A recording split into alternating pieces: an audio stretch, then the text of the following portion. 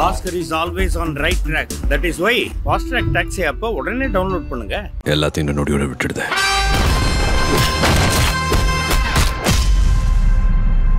உங்கள் லெஜெண்ட் சரோனாவில் அக்ஷய திருதியை முன்னிட்டு தங்க நகைகளுக்கு பவுனுக்கு ரூபாய் 2000 தள்ளுபடி. ஏப்ரல் 22 முதல் மே 4 வரை.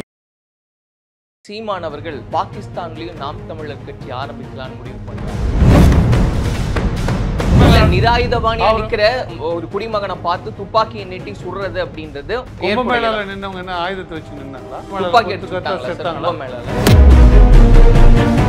அப்ப நீங்க எது சொன்னாலும் மோடி எது சொன்னாலும் தலையாட்ட பிறந்திருக்குமா? என்ன தேச துரோகின்னு சொல்ல ஒரு கூட்டம் கிளம்பிடும். தீவிரவாத நடவடிக்கை நடக்குது. அந்த தீவிரவாத நடவடிக்கைக்கு ஒரு அரசு என்ன எதிர் நடவடிக்கை எடுக்கணும்னா அந்த தீவிரவாதத்தை ஒடுக்குற நடவடிக்கை தான் எடுக்கணுமே தவிர அந்த நாட்டுல இருக்கிற மக்கள் எல்லாம் கொண்டு குவிக்கிற நடவடிக்கை நீங்க எடுக்க முடியாது. தமிழை நிறுத்தினா அந்த தேசத்தோடைய பொருளாதாரம் ஸ்தம்பிக்கும். அந்த பொருளாதாரம் ஸ்தம்பிச்சதுன்னா அங்க தீவிரவாத செயல்கள் நடக்காது, ஒடுக்கப்படும். இந்தியாவினுடைய கரங்கள் அதுல இருக்கிற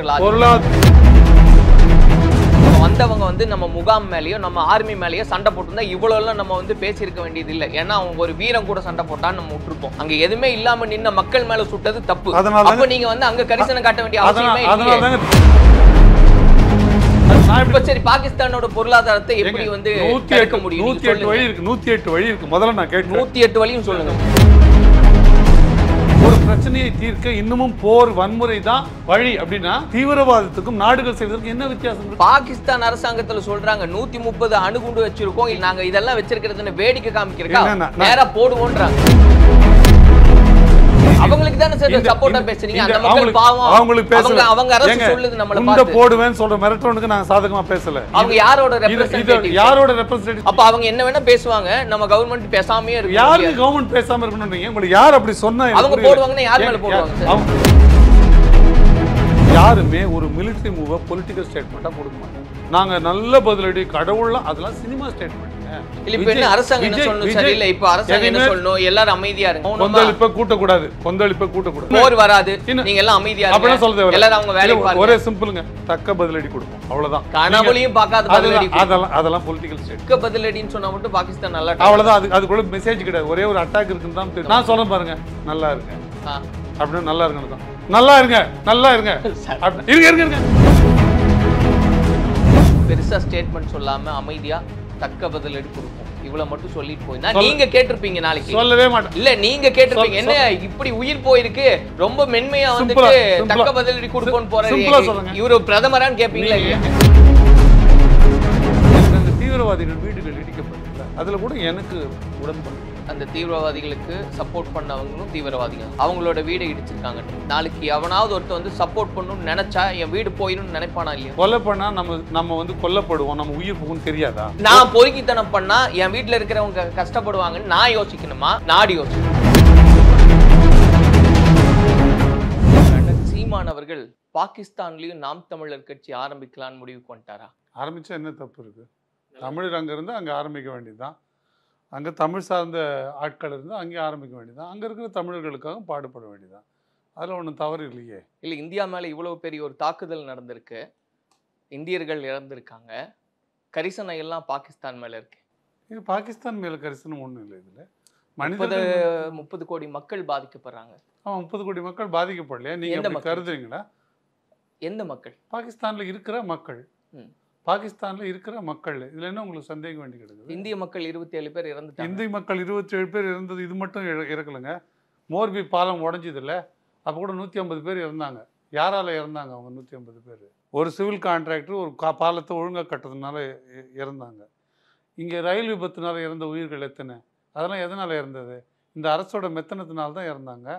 அதுக்கெல்லாம் என்ன சொல்றீங்க? அதெல்லாம் உயிர் இல்லையா? அதெல்லாம் இந்திய குடி மக்களோட உயிர். அது மேல உங்களுக்கு அக்கறை இல்லையா? இல்ல சார், அதுவும் அக்கறை இருக்கணும். அவர்கள் மேல நிராயுதபாணியா நிக்கிற ஒரு குடிமகனை பார்த்து துப்பாக்கியை நீட்டி சுடுறது அப்படின்றது. கும்பமேளால நின்னவங்க என்ன ஆயுதத்தை வச்சு நின்னாங்களா? கும்பமேளால கொத்து கொத்தா செத்தாங்களா? ஏங்க அது ஃபார்மேட் வச்சிருக்கீங்களா? இந்த ஃபார்மேட் அப்படி கிடையாது, அப்படி கிடையாது. இந்த சமயத்துல இந்திய மக்களோட மனநிலை இல்ல. இப்போ நான் வந்து பாகிஸ்தான்ல கட்சி ஆரம்பிச்சிட்டீங்களான்னு கேட்ட உடனே உங்களுக்கு ஒரு கோவம் வருது. என் நோக்கம் உங்களை கோவப்படுத்துறது இல்ல. ஆனா நான் சொன்ன வார்த்தை உங்களை கோவப்படுத்துது. உங்க நோக்கம் கோவப்படுத்துறது இல்ல. நீங்க சொன்ன ஸ்டேட்மெண்ட் ஆனா அது கோவப்படுத்துது இந்தியர்கள். ஆரம்பிச்சா என்ன தப்பு? இல்ல இந்தியர்கள் கோவப்படுத்து. நீங்க சொன்ன ஸ்டேட்மென்ட் நான் யார் அப்ப? நீங்க இந்தியர்களை கோவப்படுத்து. நான் அமெரிக்கால இருந்திருக்கேன், நான் ஆஸ்திரேலியால இருந்திருக்கேன். அதுதான் சார் சொல்றேன். இங்க போன உயிருக்கு வந்து கரிசனம் இல்லாம நீங்க அந்த பக்கம் இருக்கிற மக்களை பத்தி பேசுறீங்களேன்றது. இல்ல அப்ப நீங்க எது சொன்னாலும், மோடி எது சொன்னாலும், இல்ல மத்திய அரசு எது சொன்னாலும் தலையாட்ட நாங்க பிறந்திருக்கோம்ல. நாங்க தலையாட்ட பிறந்திருக்குமா? தலையாட்ட பிறந்திருக்குமா? சரி, இந்தியர்கள் 27 பேர் இறந்தாங்க இல்லையா சார்? இந்தியர்கள் எல்லா நேரத்திலும் இருக்கிறாங்க. அதனால தான் மோர்பி சொல்றேன். அதனால தான் கும்பமேளா சொல்றேன். தாக்குதலை இப்படி ஒப்பிட்டு பேசலாமா? இல்ல நீங்க என்ன தேச துரோகின்னு சொல்ல ஒரு கூட்டம் கிளம்பிடும். எனக்கு தெரியும் நல்லா. இப்ப இந்த காணொலி ஆரம்பிக்கும் போது இவர்கள் இப்படித்தான், இவர்கள் தேச துரோகின்றாங்க. தேச துரோகத்தை பத்தியோ தேசத்தை பத்தியோ பேசுறதுக்கு அருகருகே இல்லாதவர்கள் தான் இதை பேசுவாங்க. எங்க 2015 வெள்ளம் வந்ததுங்க. கழுத்து மட்டும் தண்ணி இருந்தது. நான் போய் பல பேருக்கு இங்கே மருந்து கொடுத்துருக்கேன், சாப்பாடு கொடுத்துருக்கேன். நான் பர்சனலாக கொடுத்துருக்கேன். அப்போ நாம் தமிழர் கட்சியில் நான் இல்லை, நானே கொடுத்துருக்குறேன். அதற்கு பிறகு ஏற்பட்ட எல்லா பெருமையும் கட்சியில் சேர்ந்த பிறகு முட்டி அளவுக்கு இடுப்பளவுக்கு தண்ணி போய் நான் கொடுத்துருக்குறேன். தேசத்தை பற்றி மக்கள் நலனை பற்றி யார் அந்த அளவுக்கு மனிதன் தெரிஞ்ச உங்களுக்கு இதுல தெரியல. இப்போ என்ன இதில் மனிதன் வந்து கிடைச்சிடுச்சுன்னு நான் உங்களுக்கு கேட்குறேன். நீங்கள் இந்த பிரச்சனையோடு எந்த விதத்திலும் தொடர்பு இல்லாத 30 கோடி மக்களை போட்டு நீங்கள் சாப்பாடு இல்லாமல் வறுமையில் தள்ளுவேன்னு சொல்றது எந்த விதமான நியாயம்னு கேட்கிறேன். எந்த விதத்திலையும் தொடர்பு இல்லை. அந்த தேசத்துக்கும் இதுக்கும் தொடர்பு இல்லை. தேசத்துக்கும் இதுக்கும் தொடர்பு இருக்கலாம். இங்கே வந்து பெஸ்ட் பேக்கரியில் பல விஷயங்கள் நடந்தது. இங்கே வந்து கோத்ரா ரயிலில் பல விஷயங்கள் நடந்தது. அப்பயும் இந்த நாட்டு குடிகள் தான் கொல்லப்பட்டாங்க. அப்போ அதுக்கு என்ன தொடர்பு இல்லைன்னு நீங்கள் சொல்லிடுவீங்களா? எல்லா நேரத்துலையும் தொடர்பு இருக்குங்க. எல்லா விஷயத்துலையும் ஏதோ ஒரு விதத்தில் யாருக்கோ தொடர்பு இருக்குங்க. அதற்கும் நீங்கள் தண்ணீர் நிறுத்தத்துக்கு என்ன தொடர்புன்னு நான் கேட்கிறேன். நான் இப்போ சொல்கிறேங்க, தண்ணீரை நிறுத்தினா அந்த தேசத்தோடைய பொருளாதாரம் ஸ்தம்பிக்கும். அந்த பொருளாதாரம் ஸ்தம்பிச்சதுன்னா அங்க தீவிரவாத செயல்கள் நடக்காது. இந்தியாவினுடைய கரங்கள் அதுல இருக்கிற பொருளாதாரம் இதுல ஸ்தம்பிக்கப்படாது. இதுல அப்புறம் நீங்க அப்படி ஒரு ஸ்டேட்மென்ட் சொல்றீங்க. கேளுங்க, பொருளாதாரத்துக்கிட்ட போகாதீங்க, இன்னும் தாண்டி இருக்குன்னு நான் சொல்ல வரேன். நீங்க பொருளாதாரத்தோட நிக்காதீங்க. 30 கோடி பேரோட உயிர் பறிபோகும். 30 கோடி பேர் ஒன்றும் வேண்டாம். நீங்கள் கர்நாடகாவில் நம்ம கிட்டத்தட்ட 900 TMC தண்ணீர் காவிரியிலேருந்து பெற்றுக்கிட்டு இருந்தோம் ரொம்ப காலமாக. அது சுருங்கி இன்றைக்கி 170 140 TMCக்கு தண்ணி வந்திருக்கு. தண்ணி குறைஞ்சிருக்கு. இந்த தண்ணி இல்லாமல் நாம் எவ்வளோ கஷ்டப்படுறோன்றது நமக்கு தெரியும். ஒரு தண்ணியை ஒரு நதியோட போக்குலேருந்து நமக்கு கர்நாடகாக்காரர்கள் கொடுத்ததில்லை, அல்லது வேறு யாரோ கொடுத்ததில்லை. அது இயற்கை கொடுத்த கொடை. உலகம் புறா இதுதான் விதி. அப்படி வந்து இயற்கை கொடுத்த கொடையை நமக்கு தண்ணியை தடுக்கும்பொழுது எத்தனை லட்சம் மக்கள் இங்கே வந்து விவசாயத்துக்கு தண்ணி இல்லாமல், குடிக்க தண்ணி இல்லாமல் நம்ம பாடுபட்டோம்.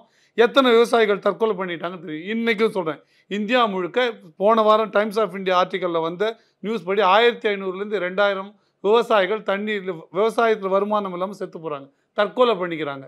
இது வந்து எல்லா வசதியும் அரசு கொடுக்கணும்னு முயற்சி பண்ண பிறகு இங்கே வெல்ஃபேர் ஸ்டேட் கவர்மெண்ட் இருக்கும்பொழுதே இது நடக்குது. மக்கள் நலன் சார்ந்த அரசுகள் என்று சொல்லிக்கொள்கிற அரசுகள் இருக்கும்போதே இது நடக்குது. அப்படி இது நடக்குதுன்னா, எல்லாமே கொடுத்து நடக்கும்னா, அங்கே நீங்கள் செய்யக்கூடிய வேலை என்னவா இருக்கும்னு நான் கேட்குறேன். நான் இப்படி கேட்குறேங்க, 26 உயிர் போச்சுங்க. 26 உயிருக்கும் எனக்கும் நெருக்கமான தொடர்பு இருக்குது.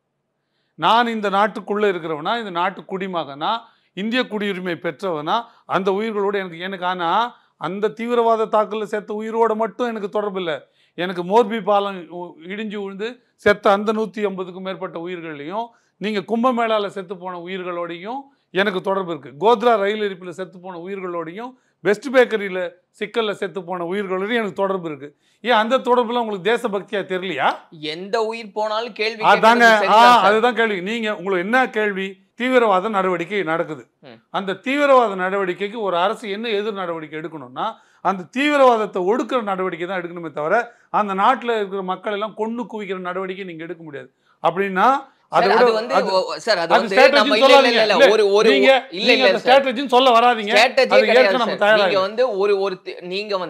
வந்தவங்க வந்து நம்ம முகாம் மேலயோ நம்ம ஆர்மி மேலயோ சண்டை போட்டிருந்தா இவ்வளவு எல்லாம் நம்ம வந்து பேசியிருக்க வேண்டியது இல்லை. ஏன்னா அவங்க ஒரு வீரம் கூட சண்டை போட்டான்னு நம்ம விட்டுருப்போம். அங்க எதுவுமே இல்லாம நின்ன மக்கள் மேல சுட்டது தப்பு.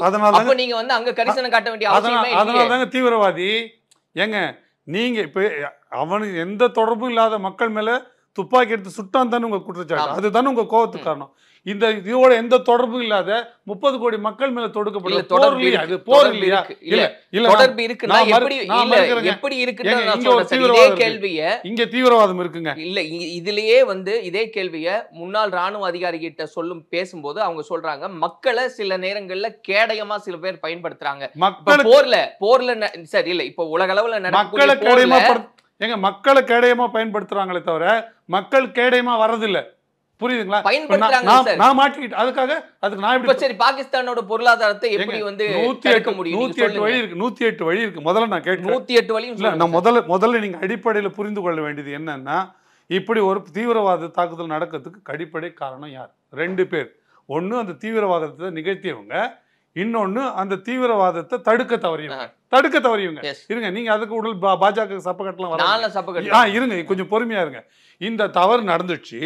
5 ஆண்டு காலம் 2019 இன்னைக்கு தேதி வரைக்கும் நாங்கள் அங்கே அமைதியை நிலைநாட்டிட்டோம் அப்படின்னு பாஜக மார்த்தட்டிட்டு இருந்தது. மைய அரசுன்னு இது கொண்டு போகாதீங்க. பாஜக நாங்கள் தான் ஆர்டிகல் 370 அப்ரகேட் பண்ணிட்டோம். நாங்கள் அங்கே அமைதி நிலவுது, அங்கே ஒரு நல்ல சூழல் நிலவுது, அங்கே எல்லா குடிகளும் நல்ல மகிழ்ச்சியோடு வாழறாங்க அப்படின்னு சொல்கிற அதே பாஜக அரசு தான் 5 விதமான அங்கே படகு இருக்குது.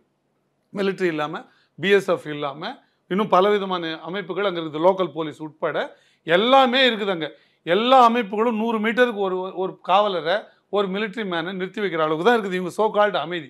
இப்போ இவ்வளோ இருந்தும் அங்கே ஒரு தீவிரவாத தாக்குதல் நடந்துச்சுன்னா அது failure of government machinery mechanism அதுதான் அதில் காட்டுது. நான் அங்கே போலங்க, நீங்கள் என்னமோ அதனால தான் இது நடந்துச்சு. இது நடந்துச்சு. இது நடந்தா இதுக்கு அடுத்த கட்ட கவுண்டர் மெஷர்ஸ் தான் அரசு எடுக்கணுமே தவிர இது சரியான முறை நான் கேட்கறேங்க. நீங்க ஒத்துக்கணும், புல்வாமால 40 பேர் சுட்டுக் கொல்லப்பட்டாங்களே, வெடி வச்சு தகர்க்கப்பட்டாங்களே, அப்ப 40 வீரர்கள் போயிடுச்சு. அப்பயும் இந்த நடவடிக்கை எடுக்கல நீங்க. அப்ப அதுவும் உயிர் தானே, அது என் தேசத்துக்கு குடியோட உயிர் இல்லையா? என் தேசத்துக்கு உயிர் இல்லையா? திரும்ப இப்பவும் சொல்றேன், அது போல நீங்க எந்த சண்டை வேணா போடுங்க, அதுக்கே வேற வேற காரணங்கள் பேசப்படுது. நான் அதை பேசி அதோட தரத்தை குறைக்க நான் விருப்பப்படல. ஏன்னா நிரூபிக்கப்படாத வரை அதை பத்தி பேசக்கூடாதுன்றது என்னோட கருத்து. நான் என்ன நினைக்கிறேன், ஒரு தனி நபரானா உலகத்தின் ஆகப்பெரிய அநாகரிகம் அது போர், நாடுகளின் ஆகப்பெரிய தீவிரவாதம் அது போர் நான் நினைக்கிறேன். இன்னமும் ஒரு சட்டையும் துணியே இல்லாமல் மனுஷன் சுத்திட்டு இருந்த காலத்தில் ஒருத்தர் காப்பாற்றிக்க ஒருத்தர் நாய் போல பேய் போல பூந்து பராண்டி கொன்ன காலம் அந்த காலம்.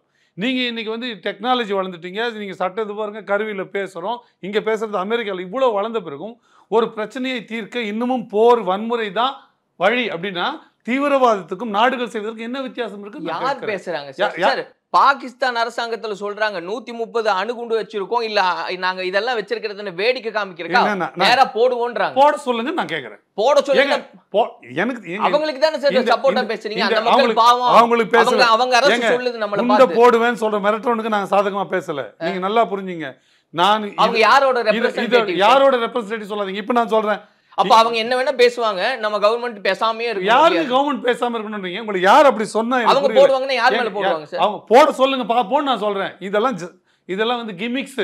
இவங்க அவங்க சொன்னா கிமிக்ஸ், நீங்க நம்ம சொல்றதும் கிமிக்ஸ் தான். ஏங்க இந்திய அரசாங்கம் சொல்றதும் அவர்கள் சொல்றதும் கிமிக்ஸ் தான் நான் சொல்றேன். இப்போ நான் அப்படி கேட்கிறேங்க, இதுதான் உங்களுடைய நோக்கம், இதுதான் உங்க கவுண்டர் மெஷர்ஸ்னா இந்த மெஷர்ஸை வேற எந்த சூழ்நிலையும் ஏன் எடுக்கலைன்னா இது வரைக்கும் பாதிக்கப்பட்டப்போ நேரடியாக அவங்க தாக்குதல் நடத்தினதையெல்லாம் முகாம் மேல நடத்திருக்காங்க, நம்முடைய சோல்ஜர்ஸ் மேல நடத்திருக்காங்க. திரும்ப அவங்க சோல்ஜர் மேல நடத்தினா எதிர்த்தாக்குதல் இப்படி நடத்த தேவையில்ல. குடிகள் மேல, டூரிஸ்ட் மேல நடத்தினாதான் இப்படி எதிர்த்தாக்குதல் நடத்தணும்னு அவங்களுக்கு இந்த ரூல் ஏன் அப்ப மிலிட்டரி மேலே தாக்குறாங்க? அப்ப போயிட மாட்டாங்களா? மிலிட்டரி திருப்பி அடிக்கணும்ல சார். இப்ப மிலிட்டரி மேல தாக்காததுக்கு என்ன? அந்த கோழைகள்லாம் யாருமே இல்ல. இப்ப என்ன சிவிலியன் போய் தாக்கணுமா? அதுக்கு பதிலுக்கு அப்பயும் மிலிட்டரி தான் அந்த பொருளாதாரத்தை சீர்குலைக்கணுமா இல்லையா? அப்படியும் மிலிட்டரி தான் தாக்கும். அப்பயும் மிலிட்டரி தான். நீங்க பொருளாதாரத்தை முடக்கிறதுல நீங்க பண்ற வேலை. நீங்க சொல்றது குடிகளை அடியோடு அழித்து ஒழிக்கிறது. நீங்க நான் திருப்பவும் சொல்றேன், உலகத்தின் ஆகப்பெரிய அநாகரிகம் போர்னு நான் கருத்து, என்னோட தனிப்பட்ட கருத்து. அது தவிர்க்க முடியாத இடத்துல இன்னைக்கு வரைக்கும் நிகழ்துன்னு நான் வச்சுக்கிறேன். நான் என்ன இந்த எக்ஸ்ட்ரீம் மெஷர்ஸ் தான் எடுத்த வேண்டிய சூழ்நிலை இன்னைக்கு இருக்கானா? இல்லை. நான் இப்பவும் சொல்றேன், அங்க இருக்கிற குடிகளுக்கு, அங்கே இருக்கல ஒரு சாதாரண பெண் இருக்கால, விவசாய வேலைகளை பார்க்குற சாதாரண கூலி இருக்கான்ல, அங்கே ஒரு 10 வயசுல சுற்றுற குழந்தை இருக்கல, 5 வயசுல சுற்றுற பள்ளிக்கூடம் போகிற குழந்தை இருக்கல, இந்த குழந்தைக்கும் இந்த தீவிரவாத தாக்குதல்கள் என்ன தொடர்பு இருக்குன்னு நான் கேட்கிறேன். நீங்க ஒரு அந்த குழந்தைகளை கேடயமா பயன்படுத்துறாங்களா இல்லையா? பயன்படுத்துறவங்கள தான் நீங்க கேட்கணும். நீங்க கருவி எப்படி பின்னாடி ஒளிஞ்சிருக்கிறவனை எப்படி அடிக்க முடியும்? அடிக்கணுங்க, அதுதாங்க அரசியல். எப்படி சார் அடிக்க முடியும்? உலகத்துல இருக்கிற போர்களுடைய நிலைமையே பண்ணுவோமா? இல்ல புரிஞ்சுங்க, நீங்க சொல்லாதீங்க, நான் புரிஞ்சிட்டு தான் பேசுறேன். அப்படின்னா பாகிஸ்தானை அழிச்சிடுவோம், பாகிஸ்தான் முழுசா அழிச்சிடுவோம், எல்லா மக்களையும் கொண்டு குவிச்சிருவோம். அவங்க அதைத்தானே சொல்லிட்டு இருக்காங்க சார். நாங்க இதெல்லாம் சும்மா வேடிக்கை அவங்க சொல்றது நீங்க சொல்லாதீங்க. அவங்களுக்கு உங்களுக்கு எங்கங்க நீங்க வேறுபடுறீங்க? நீங்க அவங்க அடிச்சா அகிம்சையா கையை கட்டி, நான் இப்படி சொல்லவே இல்லையே உங்களை. நான் இப்ப யார், நான் இப்பவும் சொல்றேன், நீங்க எந்த தாக்குதலுக்கும் ஒரு இராணுவ பூர்வ எதிர் தாக்குதல். நீங்க போன வாட்டி சர்ஜிக்கல் ஸ்ட்ரைக்குன்னு சொன்னீங்களே, குறிப்பிட்ட தீவிரவாத முகாம்களை தேடி அழிச்சிங்களே, அது போன்ற ஏன் நீங்க அரசு மேலேயே, நீங்க அரசு நிலைகள் மேலேயே நீங்க தாக்குதல் நடத்துங்க. யார் வேணான்றா? யார் நீங்க அது ஒன்றும் கேள்விக்குரிய, அதை ஏதோ நாம் தமிழர் மறுக்கிற மாதிரி நீங்க பேசுறீங்க. அப்படி நாம அப்படியே சொல்லுவேன். அது செய்வாங்க சார், செய்யட்டும், அதை நம்ம வரவேற்போம். இப்போ நான் என்ன கேட்கிறேன்னா, நீங்க எந்த வேலையும் செய்யாதவங்க, மக்களை நோக்கி எந்த அக்கறையும் இல்லாதவங்க, உங்க அரசாங்கத்தில் இருக்கிற தவறை மறைக்க நீங்க இது ஒரு பெரிய ஒரு பெரிய பொருளா, பேசு பொருளா, இது எதுவும் பெரிய எதுவும் நிகழ்ந்துட்ட மாதிரி நீங்க பேசுறீங்க. அதே போல் அந்த பக்கம் பாகிஸ்தானில் அங்கே இருக்கிற பொருளாதார சீர் செய்ய முடியாதவங்க, அங்கே மக்களுக்கு தேவையான சாப்பாட்டையும் துணியும் பொருளாதாரத்தையும் கொடுக்க முடியாமல் பிச்சை எடுக்கிறாங்க. அந்த ஊரில் பிச்சையே உள்நாட்டில் எடுக்க முடியல, வழி இல்லைன்னு வெளிநாட்டில் போய் பிச்சை எடுக்கிறான். அப்படி ஒரு சூழ்நிலை வச்சிருக்க அரசு அங்கே இந்த அரசியல் சூழ்நிலையை பயன்படுத்தி நாங்கள் இந்தியாவை எப்படி இப்போ எதிர்த்துட்டோம் பார்த்தியா, எப்படி நாங்கள் குண்டு போடணும் பேசும்போது எப்படி கெத்து காட்டோம் பார்த்தியான்னு அவங்களும் ஒரு அரசியல் லாபத்தை தான் பண்ண முடியுங்க. உங்களோட நேர்மையான அணுகுமுறை என்னன்னு நான் கேட்குறேன். இதில் நீங்கள் சொல்கிறீங்களா அமெரிக்காவுக்கு இதோட நிலைப்பாடு என்ன? நீங்கள் சொன்ன மாதிரி தாக்குதல் பண்ணிச்சிங்கன்னு அமெரிக்கா சொல்லிச்சா? அமெரிக்காவோட ஸ்டேட்மெண்ட் என்ன? இது நூற்றாண்டு பிரச்சனை, நீங்கள் 2 பேரும் இதை பேசி தீர்த்துப்பீங்க, நாங்கள் நம்புகிறோம். என்னைக்குன்னா உங்களுக்கு அமெரிக்கா சொல்லிச்சா நாங்கள் இந்தியா கூட நிற்கிறோம், நீங்கள் போர் தொடுங்கன்னு சொல்லிச்சா? இப்போ சொல்லுங்கள், இப்போ இந்த ஸ்டேட்மெண்ட்டை எந்த நாடும் எங்க மற்ற எந்த நாடும் இந்தியாவோட ஸ்டாண்ட் பண்ணுறோம் சொல்லாது, எந்த நாடும் சொல்லாது. எல்லோருக்குமே ஒரு ஜியோ பாலிட்டிக்ஸ், அதில் ஒரு லாப நட்டம் இருக்குது. இப்போவும் சொல்கிறேன், ஒரு இந்திய குடியா அவர்கள் தாக்கப்படுறது நமக்கு பெருத்த வலி இருக்குது. உங்களுக்கு இருக்கோ இல்லையோ, நீங்கள் இன்டர்வியூக்காக பேசுகிறீங்க, எனக்கு உள்ளவே உண்மையாகவே இருக்குது. ஆனால் இந்த 26 பேரை காட்டி 30 கோடி பேரோட வாழ்க்கையை நீங்கள் கேள்வியில் வைக்கிறது எப்படி சரியாக இருக்கும்? இப்போவும் சொல்கிறேன், இந்த தாக்குதல்களுக்கும் அப்பாவி குடிகளுக்கு என்ன தொடர்பு? இங்கே நான் கேட்குறேங்க, ஒரு பெஸ்ட் பேக்கரி சம்பவம் வச்சுங்க, இல்லை நீ கோத்ரா எதை வேணா என்ன இந்த பக்கம்னா வச்சுக்கோங்க, நீங்கள் அந்த பக்கம்னா வச்சுங்க. அதுக்கும் எனக்கும் என்ன சம்மந்தம் இருக்குது? உங்களுக்கும் அந்த கோட்பாட்டுக்கு என்ன சம்மந்தம் இருக்குது? 2 தாக்குதலையுமே உங்களுக்கும் அதுக்கு சம்மந்தம் இருக்கா? ஆனால் அதை பற்றி ஏதோ ஒரு நிலைப்பாடு நம்ம கொண்டிருக்கிறோம். இப்போ அந்த விஷயத்துக்காக நான் தாக்கப்பட்டால் இப்படி சரியானதாக இருக்கும்? நான் இப்போவும் சொல்கிறேன், அந்த உலக எந்த நாட்டிலையுமேங்க ஒரு தீவிரவாதம்ன்றது 0.5% தான் இருக்கும். அதாவது இப்போ நீங்கள் அங்கே 30 கோடி பேர் இருக்காங்கன்னா 30 கோடி பேரில் 0.5% என்னன்னு போட்டுருங்க. அதை தாண்டி கூட தீவிரவாதம் இருக்கவே இருக்காது. இந்த 0.5% பேர் பண்ணுற தப்புக்காக நீங்கள் மொத்த நாட்டையும் ஸ்டேக்ஸில் வைப்பேன், நான் சாப்பாடெல்லாம் பட்டி போட்டு எல்லா நாட்டு கூட ஒப்பிடுறீங்க சார். அது நடவடிக்கை எடுங்க. அமெரிக்கா பண்ணிச்சுல, பின்லேடன் தூக்குச்சுல, உங்கள் நடவடிக்கை எடுக்க யார் வேணாம்? எந்த விதமான இராணுவ நடவடிக்கை நம்ம வேணான்றோம்? எந்த ஒரு சரியான ராணுவ நடவடிக்கை ஏன் வேணாம்? இன்னொன்று கேட்கிறேன், பிஜேபி அதை எடுத்துச்சுனாலே அதை நம்ம ஆமான் தலையில் வச்சு ஆடணுமா? எந்த எல்லாத்துக்கும் சொல்ல முடியாதுங்க. மற்ற எல்லா நடவடிக்கையும் நம்ம சொல்றோம், நாம கூட நிற்போம்னு எல்லாத்துக்கும் சொல்றோம். இன்னும் அதில் நம்ம உடன்பாடுன்னு சொல்றோம். இது தவறானது. முதல்ல போரே இதுக்கு தவறானது. இதுக்கெல்லாம் போர் இல்லைங்க. நீங்க ஆஸ்திரேலியாவில் ஒரு மன்னன் கொல்லப்பட்டது தான் முதல் உலக போரோட தொடர்ச்சி. அதுலேருந்து தான் ஆரம்பிச்சது முதல் உலக போர். காரணமே ஒரு ஆஸ்திரேலியாவில் ஒருத்தர் கொல்லப்பட்டது தான். நீங்க அப்படிதான் போகணும். நான் உலகமே சுடுகாடா இல்லைங்க போகும். இதை கையாள வேற வழி இல்லைன்னு சொல்லுங்க. 1008 வழிக்கு நான் இப்போ கேட்குறேங்க, காஷ்மீரில் ஏன் உளப்பூர்வமாக அந்த குடிகளை முழுசா நம்ம குடிகளா மாற்ற முடியல? அங்கே தீவிரவாதத்துக்கு உள்ளே இருந்தே அதுக்கு சார்பு நிலைக்கு 14 வீடு 8 வீடு என்னமோ இடிச்சிருக்காங்கல்ல, அதுக்கு 8 பேர் ஆதரவு கொடுத்தாங்க. அந்த உள்நாட்டு தீவிரவாதத்துக்கு ஆதரவு கொடுத்தாங்களே, அந்த 8 பேர் அப்படி போகிறாங்கன்னா அதற்கான மனநிலை அவங்களுக்கு எப்படி ஏற்படுது? இந்த நாட்டு குடிகள் தானே, அவங்க பாகிஸ்தான்ல குடியேறியவர்களை. இந்த மனநிலை எப்படி அவர்களுக்கு வந்தது? இந்த மனநிலை வருவதற்கு யார் காரணம்? அந்த மனநிலையை மாற்ற அரசு செய்தது என்ன? நீங்க இப்படித்தான் அதை சரி பண்ணிருக்கணும். இப்போ இல்லை, நான் சொல்றது, எப்போ நீங்க ஹரிசிங் கிட்ட இந்த அக்ரிமெண்ட் போட்டு 370 ஆர்டிக்குள்ள நீங்க வந்தீங்களோ, எப்படி கொண்டு வந்தீங்களோ, அந்த நாள்ல இருந்தே இதை யாருமே, நான் சொல்றேன், அது காங்கிரஸ் அரசோ பாஜக அரசோ திட்டமிட்டு இதை இப்படியே தான் வைக்கணும். இதுல ஒரு வாக்கு வங்கி அரசியல் இருக்கு. நீங்க பாகிஸ்தான் எதிரி நாடு, பசுமாடு, இந்த கதை, ஜெய் ஸ்ரீராம் கோஷம், இதை வச்சா கதை பண்ணிடலாம் நினைக்கிறவங்களுக்கு தான் இது தேவை. மற்றபடி இது தேவையில்லை. நான் இதற்கு முன்னே நூற்றுக்கணக்கான பேர்கள் தீவிரவாதத்தால் கொல்லப்பட்டார்களா இல்லையா, இந்தியா முழுதும் கொல்லப்பட்டார்களா, அப்போதெல்லாம் ஏன் இந்த நடவடிக்கை எடுக்கப்படல நான் கேட்குறேன். நீங்கள் ஒரு நியாயமான காரணத்தை சொல்லுங்கள். நான் என்ன பார்க்குறேன்னா, இது ஒரு அரசியல் கருப்பொருள். எல்லா கட்சிகளும் இல்ல சார், இது பெருவாரியா பேசப்படுற விஷயமே பொதுமக்கள் மேல நிகழ்த்தப்பட்ட தாக்குதல்ன்றனாலதான் இவ்வளவு எல்லா தீவிரவாதமும் பெரும்பாலும் பொதுமக்கள் மேல தாங்க தாக்கப்பட்டிருக்கு. நீங்க அப்படி சொல்லாதீங்க. நான் திருப்பியும் கேட்கிறேன், நான் வந்து கோத்ரா ரயில் கேட்குறேன், பெஸ்ட் பேக்கரி வழக்கையும் கேட்குறேன். யார் மேலே தாக்குதல் நடத்தப்பட்டது? இஸ்லாமிய சூழல் எல்லாருக்குமே அதில் உடன்பாடா? இப்படி செய்யணுன்றது அவங்களுக்கு உடன்பாடா? நீங்கள் அங்கே ஒரு இஸ்லாமியர் செய்தான்றதுக்கு இங்கே எல்லா இஸ்லாமியரையும் ஒரு வந்து தீவிரவாதி போல பார்க்கப்படுற பார்வை இருக்கு. அதுக்கு யார் பதில் சொல்றது? யாரோ ஒரு நாலு பேருங்க அவன் சுட்டுட்டான், அவன் நீ இஸ்லாமியரா இந்துவான்னு கேட்டு சுட்டான். அதுதான் அதில் கருப்பொருள். அப்ப இஸ்லாமியர் இங்க இருக்கிற எல்லா இஸ்லாமியர்களுக்கும் அது தொடர்பு நீங்க எப்படி சொல்லுவீங்க? இங்க இருக்கிற இஸ்லாமியர்களை இல்ல அப்படிதான் பார்க்கணும். இங்க இருக்கிற இஸ்லாமியர்கள் யார் தப்பு சொன்னாங்க? இல்ல அப்படிதாங்க கருதப்படுது. உலகம் பூரா பேரை கேக்குறாங்க. ஒரு இஸ்லாமிய பிறந்தா ஏர்போர்ட்ல நிறுத்தப்படுறான். விமான நீங்க உண்டு இல்லைன்னு சொல்லுங்க. ஒரு நாராயண சாஸ்திரி ஒரு வந்தா ஒரு விசா பாஸ் ஆகி போயிடுங்க. ஒரு அப்துல் ரவுஃப் விசா பாஸ் ஆகுதா பாருங்க. இந்த பார்வை எங்க இருந்து வந்தது? இப்படிதான் பேசுறது. தீவிரவாதம் தனிநபர்களோட அடையாளம் இல்லாம அது ஏதோ ஒரு மதத்தோட உற்பத்தி பொருள் மாதிரியும். எந்த மதத்துல தீவிரவாதம் இல்லை? உல்ஃபோ போடா தீவிரவாதிகள் இங்க இல்லையா? இங்க நக்சல் தீவிரவாதிகள் இல்லையா? ஏன் இங்க தமிழ்நாட்டில் நீங்க சொல்ற மாதிரி அப்படி அமைப்புகள் இல்லையா?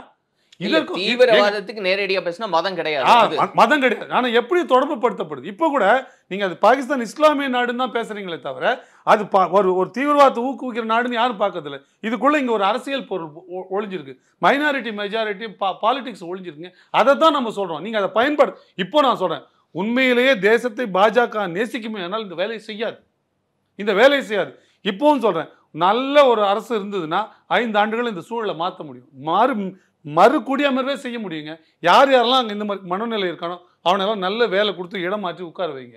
அவனை தீவிரவாதம் எங்கெங்க உதிர்க்குது, எங்கெங்க முளைக்குது சொல்லுங்க.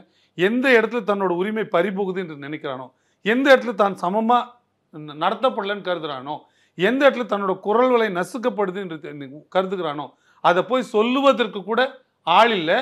சொன்னாலும் நியாயம் கேட்பதற்கு ஆள் இல்லைன்ற சூழ்நிலை வரும்போது தான் ஒருத்தன் தன் கையில் எடுக்கிறான். இந்த சூழலை பயன்படுத்திக்கிட்டு சில மதவாத அமைப்புகள், சில அரசியல் அமைப்புகள் எப்பொழுதுமே தீவிரவாதத்தை உலகம் பூரா அது நடக்குது.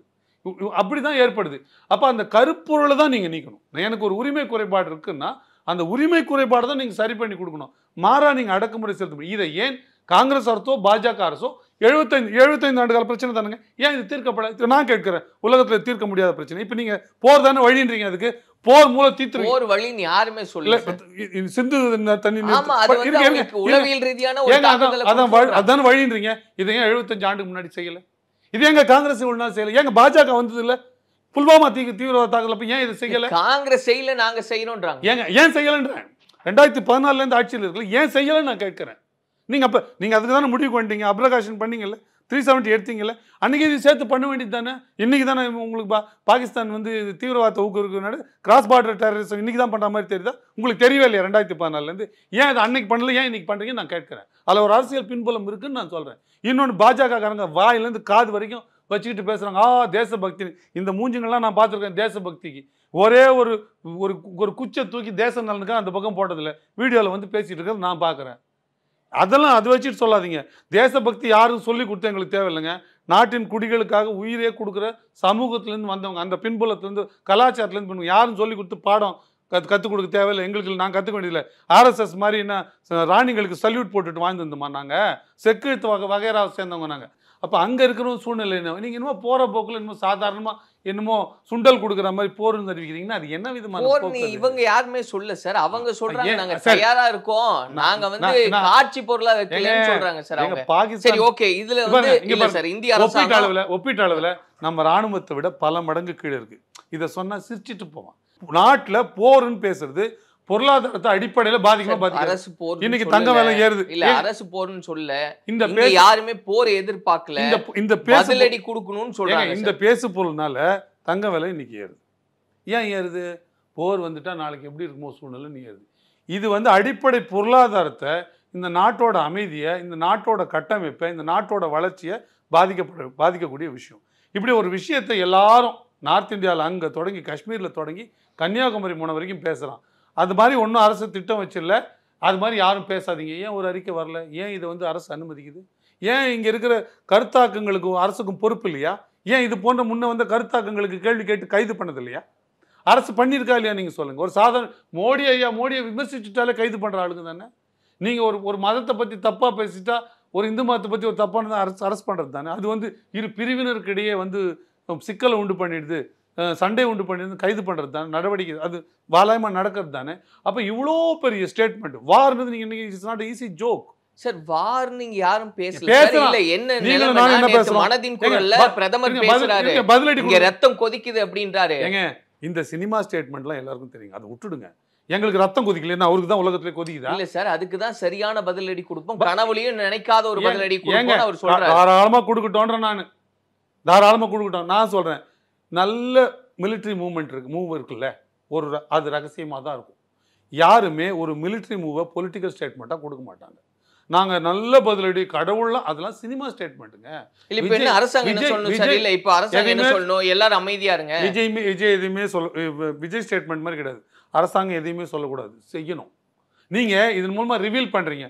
அப்போ நான் ஒரு பெரிய பதிலடி கொடுக்கணும். இந்த செய்தி பாகிஸ்தானுக்கு போகுமா? போகணும். இருங்க போகணும்ன்றது போகுமா இல்லையான்னு கேட்குறேன். போகும். போனா அவன் தயாரிப்பு ஆவானா இல்லையா? எது தயாரிப்பு? தடுப்பு நடவடிக்கைக்கோ பதில் தாக்குதலுக்கோ தயாராவானா? உண்மையாக அட்டாக் பண்ற போறவன், உண்மையாக அது தேவைப்படுறவன் அதை ரகசியமாக செய்வானா, இல்லை இந்த மாதிரி பொலிட்டிக்கல் ஸ்டேட்மெண்ட் விடுவானா? நான் இப்போவும் சொல்கிறேன், எந்த மிலிட்ரி ஹெட்டும் இந்த மாதிரி விஷயங்களை ப்ரெஸ் கொடுத்து பார்த்துருக்கீங்களா? இன்டர்வியூ கொடுத்து பார்த்துருக்கீங்களா? இன்னைக்கு கொடுத்தாங்களான்னு கேட்காதீங்க. கொடுக்கல. ஆனால் முப்படைக்கு தளபதியாக இருக்கிறோம், அப்படி பேசலாம். அதை கட்டுப்பாட்டில் இவர் தான் வச்சிருக்கான்னு ஒரு புரிதல் இருக்குல்ல நமக்கு. அவர் இப்படி பேசினா என்ன பொருள்? நீங்க பாகிஸ்தான்ல யார் இங்க பேசுறது சொல்றேன், பாகிஸ்தான் பேச விடுங்க. எனக்கு அது ஒரு மேட்டர். நான் நம்ம ஐயாவை சொல்றேன், மோடி ஐயாவை சொல்றேன். மோடி ஐயா கடவுளும் எதிர்பார்க்க. நீங்க சொன்ன மாதிரி இல்ல சார், நீங்க சொன்ன மாதிரி அவங்க அவேர் ஆகட்டும், என்ன வேணா ஆகட்டும். நீங்க சொன்ன மாதிரி நம்ம கம்பேரிட்டிவ்லி வந்து நம்ம அப்பர் ஹேண்ட்ல இருக்கோம். இன்னொன்னு, இங்க இருக்கிறவங்களுக்கு ஒரு பதில் சொல்லணும் இல்லையா பிரதமர், என்ன நடக்க போகுது அப்படின்னு. எல்லாருமே கொந்தளிச்சிட்டு இருக்கும்போது அப்படியே அமைதியா மௌனம். கொந்தளிப்ப கூட்டக்கூடாது, கொந்தளிப்ப கூட்டக்கூடாது, எல்லாம் அமைதியா இருங்க. நான் அரசு எங்களுக்கு தெரியும் நடவடிக்கை எடுக்க. இல்ல சார், அரசு என்ன ஸ்டேட்மெண்ட் கொடுக்கணும்? போர் வராது, நீங்க எல்லாம் அமைதியா இருங்க, எல்லாரும் அவங்க வேலையை பாருங்க. ஒரே சிம்பிளுங்க, தக்க பதிலடி கொடுப்போம், அவ்வளவுதான். அதைத்தான் அவர் சொன்னார். அதெல்லாம் இல்ல, கனவுலையும் பார்க்காத பதிலடி. அதெல்லாம் பொலிட்டிக்கல் ஸ்டேட்மெண்ட் சார். தக்க பதிலடிக்கும் இதுக்கும் எவ்வளவு இருக்குங்க? இருக்கு. அப்படி சொல்லக்கூடாது. அப்படி சொன்னா நீங்க ரிவீல் பண்றீங்கன்னு அர்த்தம். அதுவே தேச தக்க பதிலடின்னு சொன்னா மட்டும் பாகிஸ்தான் நல்லா, அவ்வளவுதான். அதுக்குள்ள மெசேஜ் கிடையாது. ஒரே ஒரு அட்டாக் இருக்குன்னு தான் தெரியும். அடிக்க போறான்னு நினைச்சிட்டு அவன் ஓட போறேன். நான் வந்து உங்களை நான் பாத்துக்கிறேன் அப்படின்னு சொல்றதுக்கும், உன்னை தொலைச்சு கட்டிடுவேன், உன்னை வெட்டி புதைப்பேன், நீ பாரு இதோட நடமாறியா அப்படின்னு சொல்றதுக்குமே, அடிச்சிடுவேன் கோவமா சொன்னாலும் சிரிச்சுக்கிட்டே அடிச்சிடுவேன் சொன்னாலும் ஒண்ணுதான். இல்ல கிடையாது, கிடையாது. நான் சொல்றேன் பாருங்க, நான் சொல்றேன் பாருங்க, நல்லா இருங்க அப்படின்னு. நல்லா இருங்கன்னு தான், நல்லா இருங்க, நல்லா இருங்க, இருங்க. ரெண்டு ஒரே ஸ்டேட்மெண்ட் தாங்க. It makes so many difference. நீ அப்படி கொடுப்பாங்கன்னு புரிஞ்சுக்கிட்டுமா? தட்டிடலங்க, ரெண்டு பதிலடி கொடுப்போம். பெரிய வித்தியாசம் இருக்கு. அப்படி இல்ல, நல்ல மிலிட்டரி மூவ் பண்ண போறவங்க இப்படி ஸ்டேட்மெண்ட் விட மாட்டாங்க, எனக்கு தெரிஞ்ச வரைக்கும். எனக்கு சீனா விஷயத்துல இப்படி விடப்பட்ட ஒரு ஸ்டேட்மெண்ட் சொல்லுங்க. சீனா நம்ம இடத்த ஆக்கிரமிக்கல நீங்க சொல்ல போறீங்களா? சீனாவுக்கு நமக்கு போர் வரலன்னு சொல்ல போறீங்களா? நம்ம இடத்துக்குள்ள அவங்க அத்துமீறி நுழையலன்னு சொல்ல போறீங்களா? தள்ளுமுள்ளு நடக்கலன்னு சொல்ல போறீங்களா? துப்பாக்கி சூடு நடக்கலன்னு? இதற்கெல்லாம் ஏன் இது மாதிரி ஒரு ஸ்டேட்மெண்ட் கொடுக்கல? நீங்க சொல்லுங்க. இது வரைக்கும் அப்படி ஒரு ஸ்டேட்மெண்ட் ஏன் கொடுக்கல? இதே மாதிரி சீனாவை விட மாட்டோம் நான் பேரலுக்காக சொல்லலை. ஏன் இந்த ஸ்டேட்மெண்ட்டுக்கு இந்த வெயிட்டேஜ் இருக்கு, ஏன் இந்த பக்கம் இல்லைன்னு, அதுதான் நீங்கள் இங்கே மூவ் பண்ணாலும், சைனாவில் மூவ் பண்ணாலும் சொல்லாமல் தான் செய்யணும். ஏன்னா மிலிட்ரி ஆப்ரேஷன்ஸு சொல்லாமல் தான் இருக்கும். அது பேரே ஆப்ரேஷன்ஸ், அது சொல்லாமல் தான் இருக்கணும். நீங்கள் சொல்கிறீங்க, இந்த மாதிரிலாம் பேசுகிறீங்கன்னா அதோட அர்த்தம், ரியல் சென்ஸ் என்ன, மீனிங் என்னன்னா, you want to convey something to the people, thereby you want to cheat people. நீங்கள் வெர்பலாக மக்களை வந்து சாந்திப்படுத்த முயற்சி பண்ணுறீங்களே தவிர நீங்கள் பெரிய நடவடிக்கை எடுக்க போகிறதுன்னு அர்த்தம். பெரிய நடவடிக்கை எடுக்க நம்ம திட்டமிட்டுனா, இப்போ கொலை பண்ணுறேன்னு சொல்லுங்களேன். நான் என்னோட அனுபவத்தில் பார்த்துருக்குறேன். இந்த தகர டப்பா இருக்க ரோடு சைடு ரவுடி இருக்கான்ல, அவன் வந்துட்டு லுங்கியை அக்கள் வரைக்கும் கட்டிக்கிட்டு, ஏய் அந்த ஏரியாவில் வந்து பாடுறா அப்படியே கீச்சிடறான்மா. உண்மையான ரவுடி இருக்கான்ல, தம்பி இப்போ இப்படி சொல்கிறீங்களான்னு நான் பார்த்துருக்கேன் அனுபவத்தில். நான் என்னோட அனுபவத்தில் வழக்கறிஞராக நான் பார்த்துருக்கேன். என்னென்ன தம்பியை போய் இப்படிலாம் சொல்கிறாங்க, தம்பி பார்த்தா கொலை செய்கிற மாதிரியான இருக்கணும், கொலை பண்ணவன் தான். உண்மையானவன் அப்படி பேசுவான். ஃபீஸ் கொடுறான்னு கேட்டால் என்ன வேலை இருந்தால் சொல்லுங்க, நான் செஞ்சிடறேன்மா. ஏன் நான் சொல்கிறேன்னா, விஷயம் தெரிஞ்சும் அப்படி பேசுவான். இந்த ஷோ ஆஃப் பண்ண நினைக்கிறான்ல, அவங்க தான் இப்படி பேசுவாங்க. இந்த ஸ்டேட்மெண்ட்டு தேவையில்லாதது. நீங்க மக்களின் குடிகள் உயிரை நீங்க வந்து பெருசா மதிக்கிறவங்கன்னா ஒரு ரயில்வேல ஒரு சிக்கல் நடந்தது. மக்களுடைய ஒரு மனநிலைன்னு ஒண்ணு இருக்கு சார். நீங்க வந்து மனநிலை அப்படி சொன்னாரு. இதே விஷயத்தை மனநிலை உண்டாக்கப்படுகிறது. மனநிலை உண்டாக்கப்படுகிறது. ஓகே, ஒருவேளை அது பாஜகவிற்கு தேவைப்படுகிறது. அதுக்காக கேன்வஸ் பண்றாங்க. இப்பவும் சொல்றேங்க. சரி சரி, இல்ல நீங்க சொன்ன மாதிரி மென்மையா பிரதமர் வந்து பெருசா ஸ்டேட்மெண்ட் சொல்லாம அமைதியா தக்க பதிலடி கொடுப்போம் இவ்வளவு மட்டும் சொல்லிட்டு போயினா நீங்க கேட்டிருப்பீங்க நாளைக்கு. சொல்லவே மாட்டேன். இல்ல நீங்க கேட்டிருப்பீங்க என்ன இப்படி உயிர் போயிருக்கு ரொம்ப மென்மையா வந்துட்டு தக்க பதிலடி கொடுப்போம்னு போறாரு இவரு பிரதமரான்னு கேப்பீங்களா? It should be followed by action. நீங்க ஸ்டேட்மெண்ட் இவ்வளவுதான் விடணும். நீங்க போய் அங்க அட்டாக் பண்ணிட்டு வரணும். இப்போ நீங்க என்ன கேட்கணும்? இதுக்கு ஒரு ட்ரீட் பண்ணி நீங்க ஒரு லெசன் கொடுக்க விரும்பிட்டீங்க. நீங்க ஒரு ஒரு தீவிரவாத நிலையை நீங்க தாக்குதல் பண்ணல. நீங்க இது வரைக்கும் நீங்கள் சொல்லிட்டீங்களா, கனவுலையே கற்பனையிலையும் பண்ண முடியாத தாக்குதல் நீங்கள் நடத்துன்னு சொல்லிட்டீங்கல்ல. ஏன் இப்போ எத்தனை நாள் ஆயிடுச்சு? 5 நாள் ஆயிடுச்சுல்ல? 5 நாள் ஆயிடுச்சா? 5 நாள்ல ஏன் நீங்கள் ஒரு தாக்குதல் ட்ரேஸ் பண்ணிட்டு இருக்காங்க? என்ன ட்ரேஸ் பண்ண போறீங்கன்னு ஏன் பேசுறீங்க? நீங்க ரிவீல் பண்றீங்க. அதுதான் சார் நடவடிக்கை. இப்போ ட்ரேஸ் பண்ணிட்டு இருக்காங்க. முப்படைகள் ட்ரையல் போயிட்டு இருக்கு. ட்ரேஸ் பண்ண போறீங்கன்னா நீங்க எப்படி முடிவு எடுப்பீங்க?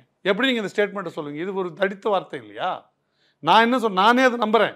நான் அதுக்கான அது வந்து ப்ரூஃப் இருக்கானா நான் இருக்குன்னு சொல்ல மாட்டேன். ஆனால் இதுக்கு முன்னாடி இந்த விஷயங்கள்ல எந்த விஷயத்தில் பாகிஸ்தான் வந்து தனக்கு வந்து இதில் தொடர்பு இருக்குன்னு ஒத்துட்டு இருக்கு. எதுலையுமே ஒத்துக்கிட்டது இல்லை. எப்பயுமே அவங்க டெனைல் தான் பண்ணுவாங்க. அஜ்மல் கசாப் விஷயங்கள் உட்பட நம்ம அவங்க இல்லைன்னுவாங்க. ஆனால் அவர் பாகிஸ்தான் சிட்டிசன்ஸ்னே நம்ம ப்ரூவ் பண்ணோம். அப்போ எந்த சூழ்நிலையும் ஒத்துக்காது. ஏன் ஃபார் தட் மேட்டர் எந்த நாடும் ஒத்துக்காது. எந்த நாடும் ஒத்துக்காது. அது அப்படி தான் பேசும். அதனால நம்ம அதை அதை நம்ப முடியாது. ஆனால் நம்ம கூட இது போல பண்ணுறதுக்கு வேறு யாருக்குன்னா வாய்ப்பு இருக்கா அப்படின்னு நம்ம யோசிக்கணும். சீனா இதை பண்ணுமா, ஆப்கானிஸ்தான் இதை பண்ணுமான்னு கணக்கு போடும்போது அதில் ப்ராபபிள் சொல்லுவாங்கள்ல, பெஸ்ட் ப்ராபபிளாக இது படுது. இதில் 2 ப்ராபபிள் இருக்குது. ஒன்று, இப்படி யாராவது ஒரு சிக்கலை உண்டு பண்ணோன்ட்டு இங்கேருந்தே கூட யாருன்னா பண்ணலாம், உள்ளேருந்தே கூட யாருன்னா பண்ணலாம். இதே மாதிரி ஒரு தாக்குதலை உள்ளேருந்தே கூட ஒரு திட்டமிட்டு பண்ண முடியுன்றேன். பண்ணாங்கன்னு சொல்லலை, பண்ண முடியும். அப்படி பண்ணுவதன் மூலமாக உங்களுக்கு ஒரு குறிப்பிட்ட மதத்தை சார்ந்தவங்கள தள்ளி வைக்க முடியும், ஒரு வெறுப்பை உண்டு பண்ண முடியும்.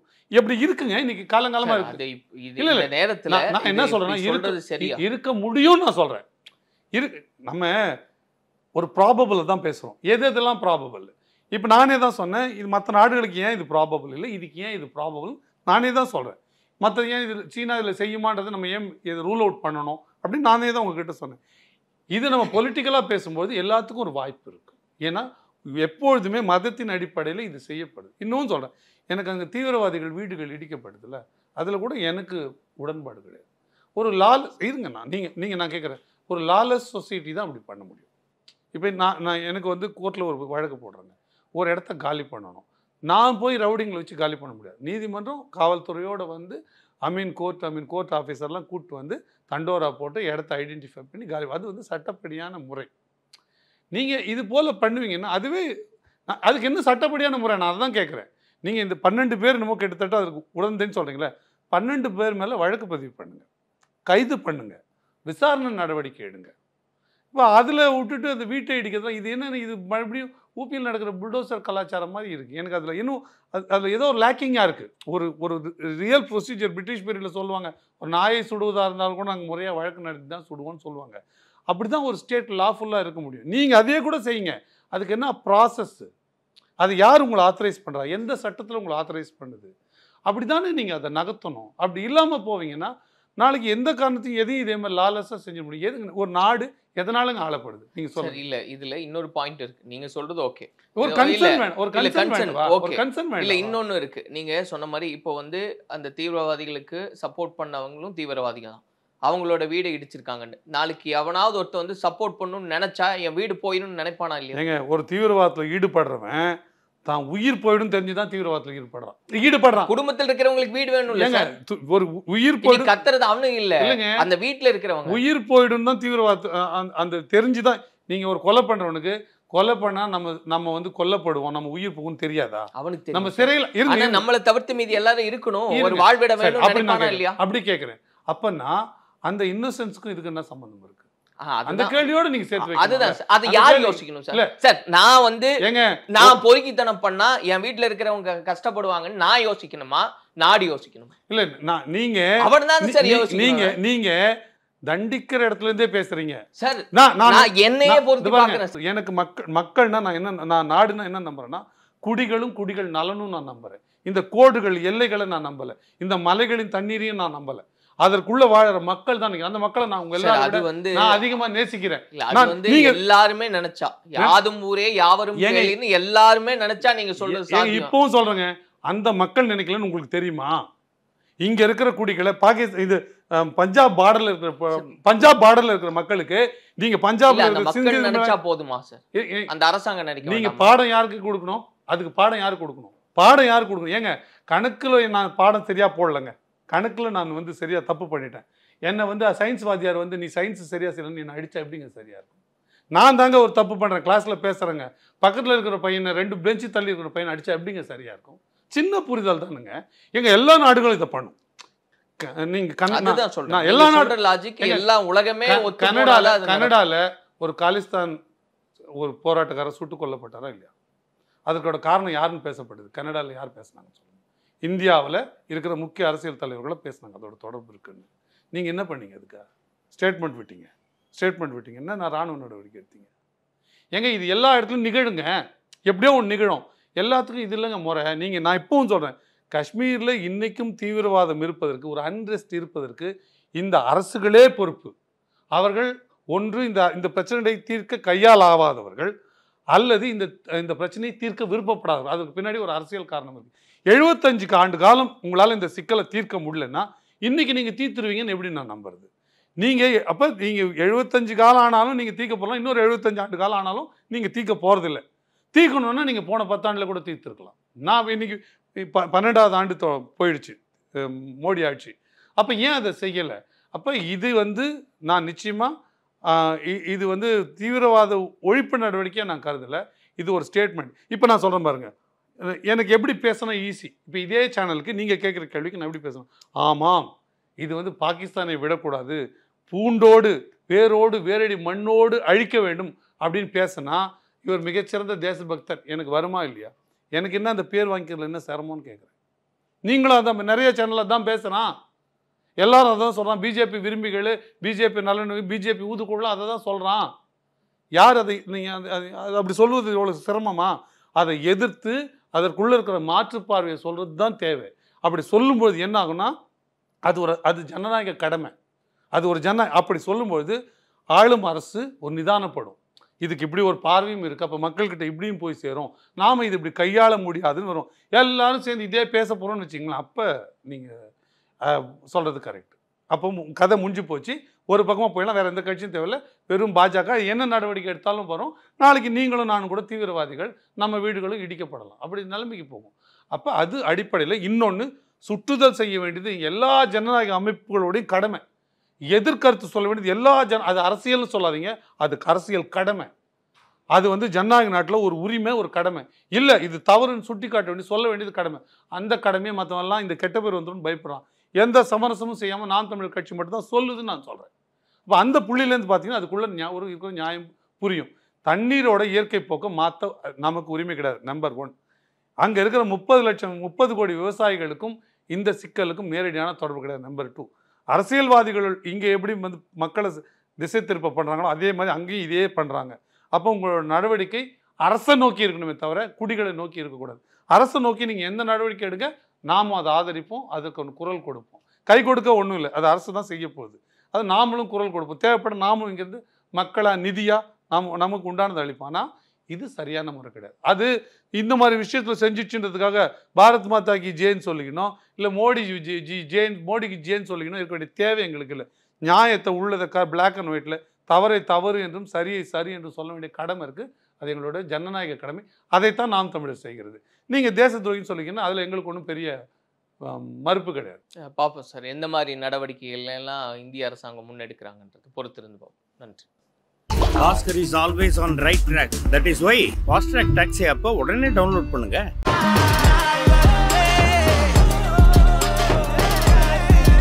உங்கள் லெஜண்ட் சரோனாவில் அக்ஷய திருதியை முன்னிட்டு தங்க நகைகளுக்கு பவுனுக்கு ரூபாய் 2000 தள்ளுபடி. ஏப்ரல் 22 முதல் மே 4 வரை.